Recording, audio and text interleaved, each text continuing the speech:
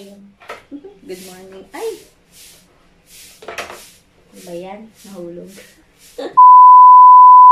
So, good morning guys. So, for today's video, magluluto tayo ng ng almusal nila Afi.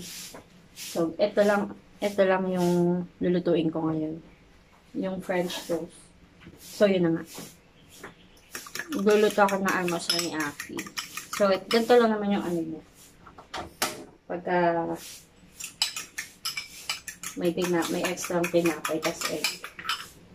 Mainit na to kanina.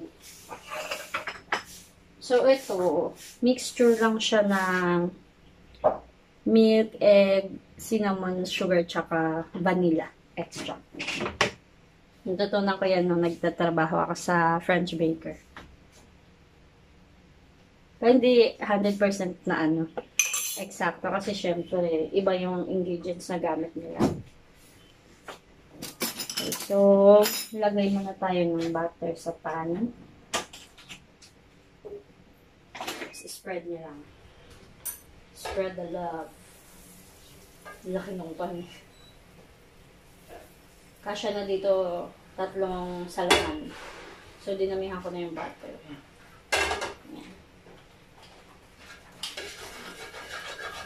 So,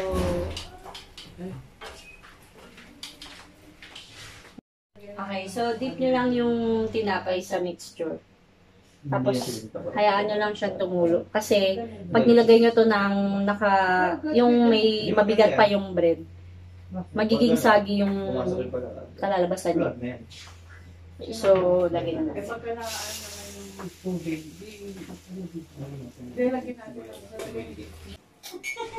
Ayan.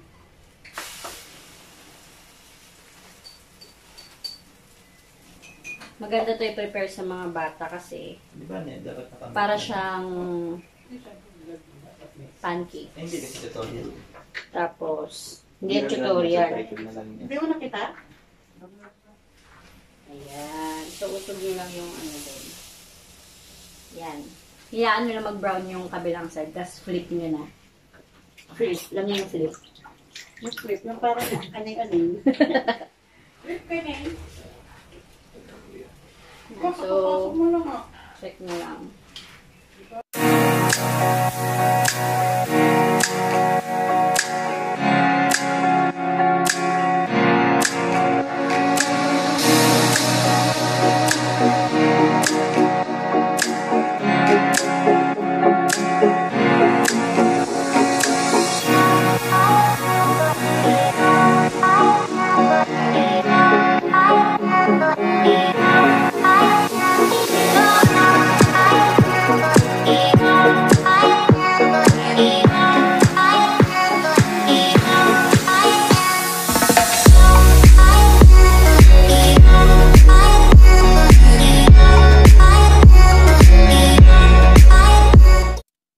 Okay, so tapos na nating lutuin yung French toast natin, tsaka yung ating omelette, yung yung itlog. So ngayon, ipapakita ko na yung pag-prepare ko pag kakainin na ni Afi. Okay, baba ko lang kayo dyan. Ayan. So, kahit anong fruits na meron kayo, kasi kami saging lang ang meron ngayon. So, ito lang available ngayon. Ito lang yung side dish niya. Ayan. So, maganda kasi may prutas sila para healthy talaga. Tapos, may kamatis din siya kasi favorite ni Afi yung kamatis. So, ito, bite size lang. Gupitin nyo lang siya ng gupitin. Iwain nyo lang siya ng bite size kasi pagka buo siya, may tendency mabulunan or ma-choke yung bata. Kaya bite size lang. Tapos, lagay nyo lang siya sa plate. Yung iba nagdi-drizzle pa ng honey, pero ako hindi na kasi matamis na yung banana. Tapos matamis na rin itong French toast natin. Okay, so yung French toast, iwain na lang siya sa bite size din. Ayan.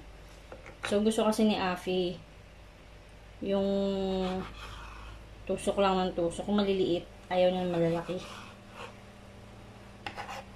Yan, tapos dito yan.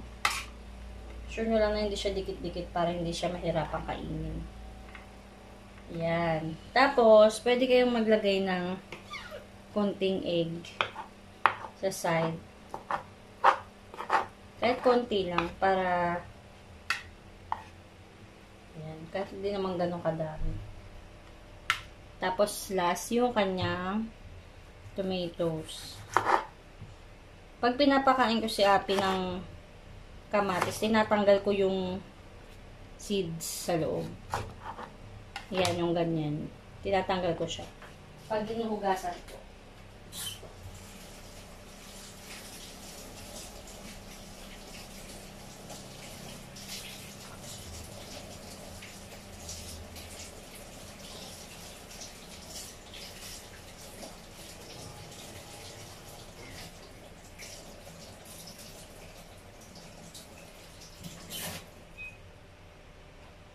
Okay, so tapos ko na siyang hugasan tsaka tanggalan ng seeds. Ayan, lagay mo na siya dyan. So, ayan. This is it na. Yan yung healthy breakfast ni Afi. A few moments later.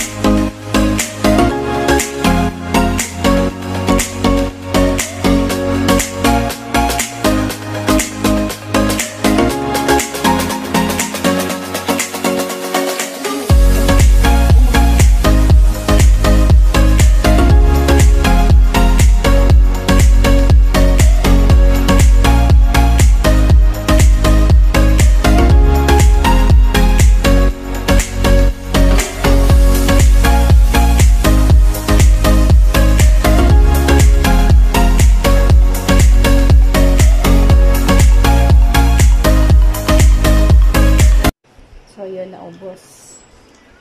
Naubos niya yung binigay nating pagkain sa kanya. Ganggaw kayo salamin ko kasi nag-moist. So, I against the light. So, yun lang. Yun lang yung kinakain ni Api. Hindi ba na araw-araw, pero isa sa mga pinapaalmusal ko sa kanya yung French toast. Tapos, nagustuhan naman niya. Tapos, yung banana, pwede nyo kalahati lang kasi hindi naman lahat matakaw. Si Api kasi matakaw sa prutas, lalo pag banana tsaka tomatoes. Okay, so yun na. Thank you for watching.